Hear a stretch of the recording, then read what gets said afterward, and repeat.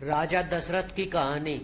भगवान ब्रह्मदेव के पुत्र स्वयं मनु के अवतार अयोध्या नरेश महाराज दशरथ ने पूर्व काल में कठोर तपस्या से भगवान श्री राम को पुत्र रूप में प्राप्त करने का वरदान प्राप्त किया था।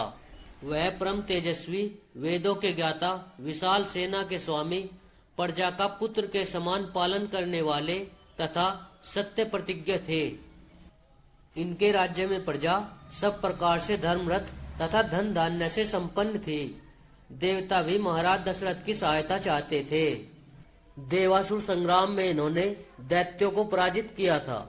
इन्होंने अपने जीवन काल में अनेक यज्ञ भी किए। महाराज दशरथ की वृद्धा आयु आ गई, परंतु इनको कोई पुत्र नहीं हुआ, तो इन्होंने अपनी इस समस्या से गुरुदेव वशिष्ठ को अवगत कराया। गुरु की आज्ञा से ऋषिष्य संघ बुलाए गए और उनके आचार्यत्व में पुत्रेष्टि यज्ञ का आयोजन हुआ। यज्ञ पुरुष ने स्वयं प्रकट होकर खीर से भरा हुआ एक पात्र महाराज दशरथ को देते हुए कहा, राजन, यह खीर अत्यंत श्रेष्ठ, आरोग्यवर्धक तथा पुत्रों को उत्पन्न करने वाली है। इसे तुम अपनी रानियों को खिला दो। महाराज दशरथ ने वह खीर कौशल्या, कैकेयी और सुमित्रा में बराबर बांट दी। समय आने पर कौशल्या के गर्भ से सनातन पुरुष भगवान श्री राम का अवतार हुआ। कैकेयी ने भरत और सुमित्रा ने लक्ष्मण तथा शत्रुघ्न को जन्म दिया। चारों भाई माता पिता के लाड़ प्यार में बड़े हुए। यद्यपि महाराज को चारों ही पुत्र प्रिय थे, परंतु श्री राम पर इनका विशेष स्नेह था। वह श्री राम को क्षण भर के लिए भी अपनी आंखों से ओझल नहीं करना चाहते थे। जब विश्वामित्र जी यज्ञ की रक्षार्थ श्री राम लक्ष्मण को मांगने आए, तो वशिष्ठ जी के समझाने पर वह बड़ी कठिनाई से उन्हें भेजने के लिए तैयार हुए।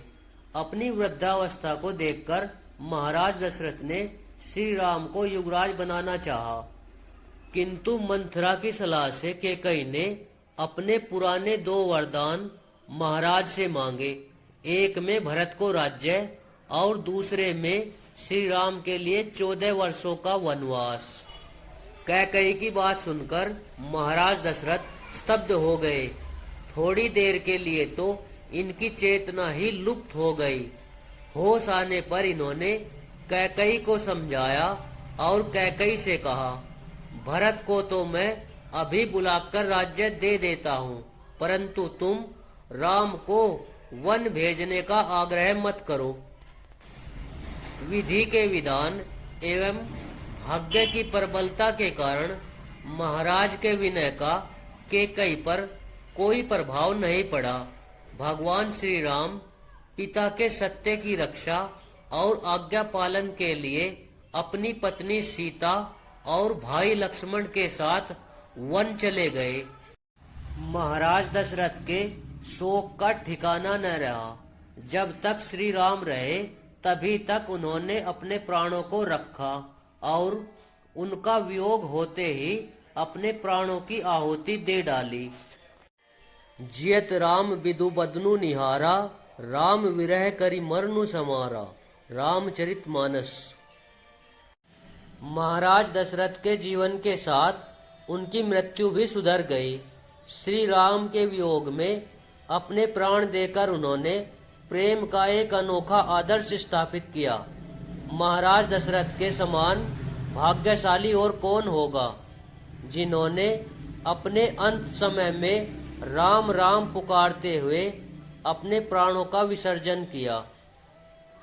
दोस्तों, हमारे द्वारा दी गई जानकारी आपको कैसी लगी, कमेंट बॉक्स में जरूर बताएं और वीडियो को लाइक करके चैनल को सब्सक्राइब जरूर कर लें, जिससे आने वाली वीडियो का संदेश आप तक पहुंचता रहे।